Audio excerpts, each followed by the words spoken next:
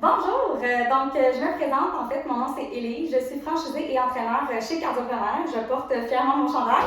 Aujourd'hui, on va faire une capsule sur quoi manger avant l'entraînement. Je vous dirais que c'est la question qui revient le plus dans nos séances chez Cardiopreneur. Et on a avec nous Audrey-Anne, qui est nutritionniste. Je te laisse dire un petit mot. Oui, mais bonjour tout le monde. Je vais être ici aujourd'hui pour répondre à vos questions. J'aime beaucoup la nutrition sportive, fait que je me spécialise surtout là-dedans. Écoutez, j'ai mon bureau d'enfant à Action Sport Physio à Laval. Donc, voilà. Si tu peux nous faire une petite mise en contexte de, en général, qu'est-ce qu'on peut manger avant l'entraînement? Et inquiétez-vous pas, par la suite, on va vraiment faire des questions plus spécifiques de 3-4 heures, 1 heure ou 2. On va vraiment vous donner des exemples concrets. Oui, ben dans le fond, la première question à se poser lorsqu'on se demande quoi manger avant un entraînement, ça serait de se questionner sur quelle est la durée entre, dans le fond, mon apport alimentaire et mon entraînement. La raison est simple, c'est que dépendamment de ce qu'on mange, il va y avoir des macronutriments qui vont avoir des délais de digestion et d'absorption différents. Donc, on connaît les glucides, les lipides et les protéines. Ces trois macronutriments-là ne se digèrent pas et ne s'absorbent pas dans les mêmes délais. Donc, c'est sûr qu'il faut garder ça en tête lorsqu'on va faire un choix. Pour résumer un petit peu, de faire ça assez rapidement, il y a les glucides qui vont être l'énergie favorisée, dans le fond, le carburant préféré, disons, de nos muscles à l'effort. Ça tombe bien parce que c'est le carburant qui se digère le plus rapidement. Fait qu'on va avoir des glucides complexes puis des glucides simples. Puis les glucides complexes vont se digérer un petit peu plus lentement, donc la courbe d'énergie va être plus soutenue dans le temps, versus des glucides rapides, des glucides simples. Ça va plus faire une courbe énergétique qui va dans le fond, l'énergie va se libérer rapidement, mais elle va s'épuiser aussi rapidement. Donc, ça va être important d'aller chercher un petit peu de fibres. Puis sinon, on va avoir des lipides, donc les gras, qu'on retrouve qu'eux sont plus difficiles à digérer, plus longs, disons, à digérer pour le corps. Fait que ça va être peut-être un type d'énergie à limiter avant un effort physique.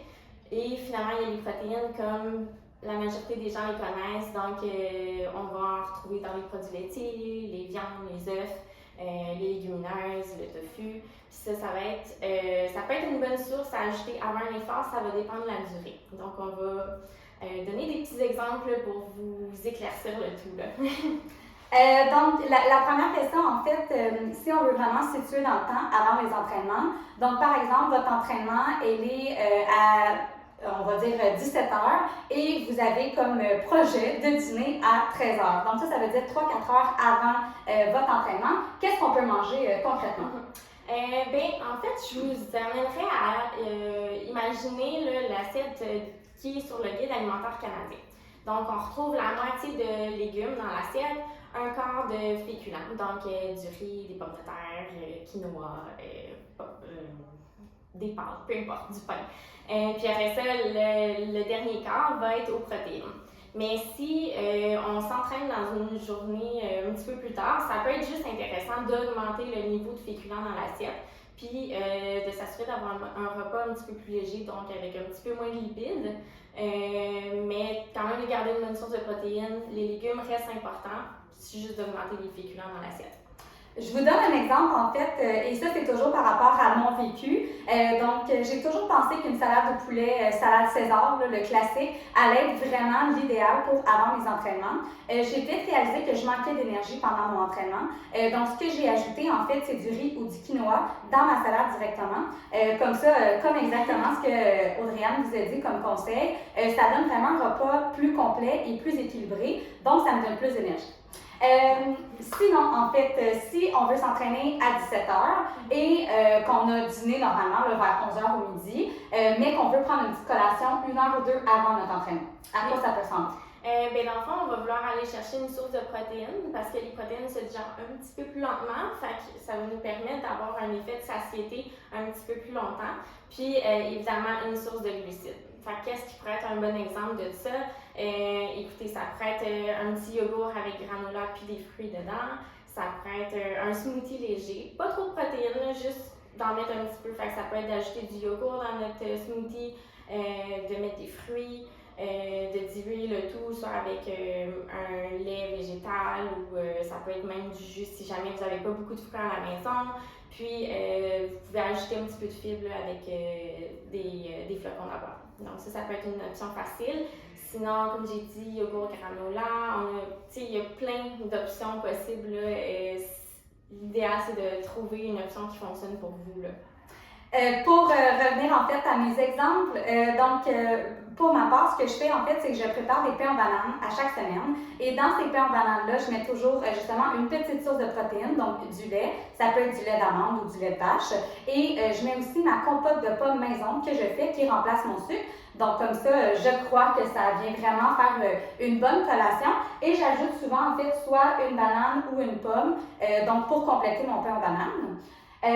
Et sinon, en fait, là, vous êtes vraiment pressé, votre entraînement est à 5 heures et vous avez juste comme 1 heure ou 30 minutes avant pour prendre une petite collation. Oui, en fait, il n'y a pas d'excuse, c'est pas parce qu'on est pressé qu'il n'y a pas de bonne collation. Une pomme, une banane, ça se prend facilement sur le go, c'est une bonne option dans le sens que c'est des glucides. Sinon, il y a toujours des choses qu'on peut laisser dans la voiture ou dans notre sac de gym, dépendamment de ce que vous faites. Il y a des compotes de fruits qui sont des bonnes options. Il y a maintenant aussi des sachets de smoothie. Donc, c'est une petite portion, c'est parfait. On va aller chercher à peu près un 20-30 grammes de glucides, ce qui est une bonne idée avant un effort physique. Puis sinon, on a les barres de figues là, que beaucoup de gens connaissent, que c'est des bonnes options. On a aussi des petits barres Be Kind qui peuvent être des options faciles. Puis ça reste que si on n'a jamais, si jamais on a le temps de faire des recettes maison, moi j'aime beaucoup faire des petites boules d'énergie à base de dattes. J'ajoute du cacao, mettons des petits flocons d'avoine, du chocolat dedans. Puis c'est vraiment facile de juste en prendre 1 ou 2 avant de partir m'entraîner. Puis ça se gère super facilement. Puis j'ai de l'énergie au bon moment pour faire mon activité physique. Pour vous donner un petit exemple, si j'ai un 30 minutes avant ma séance, là, souvent je dois vous dire que si mon idéal c'est de prendre une collation 1 heure ou 2 avant, mais si j'ai décidé là, vraiment comme spontanément d'aller m'entraîner et que je me dis que je vais m'entraîner en 30 minutes, dans ce cas-là, je vais soit prendre une banane, une pomme ou des dattes. Pour vous donner un exemple, si je vais en bootcamp et que je sais que c'est quelque chose de vraiment plus intense, donc notre programme de cardio bootcamp, je vais favoriser les dates parce qu'on peut vraiment y aller plus gérer la quantité vu qu'ils sont plus petites. Et si jamais je m'en vais en cardio-musculation, ben là, dans ce cas-là, je peux prendre une banane complète. Donc ça, c'est toujours mon expérience à moi. Je voulais vous donner vraiment des exemples pendant mes entraînements. Sinon, est-ce qu'on a une conclusion qu'on peut avoir pour cette période? Oui, certainement. On vous a donné des idées. Il faut garder en tête que la tolérance de chaque individu est différente. Ce qui fonctionne pour votre voisin peut plus ou moins fonctionner pour vous. Il y en a qui vont très bien digérer des lipides avant un effort physique. C'est du essai-erreur, puis je vous invite à le tester. Tester votre tolérance individuelle, puis un tube digestif aussi, ça s'entraîne. Donc, il ne faut pas se décourager si jamais on a des troubles gastro-intestinaux à l'effort physique. Écoutez, on réessaie autre chose, puis on persiste. Merci Audrey-Anne. Donc en fait, pour vous donner, j'espère qu'on vous a donné suffisamment d'idées. On veut aussi vous dire que si jamais vous êtes en panne d'inspiration, on est là pour ça. Vous pouvez commenter la capsule, on va pouvoir en fait vous donner d'autres idées. Donc Audrey-Anne, nutritionniste, et on va pouvoir la contacter si jamais on veut d'autres idées. Voilà, j'espère que vous avez apprécié, j'espère que ça vous a donné des trucs et des exemples concrets que vous allez pouvoir appliquer pendant vos séances avec Cardioplenaire. Donc merci beaucoup Audrey-Anne. Merci Lise. Je suis peut-être levée trop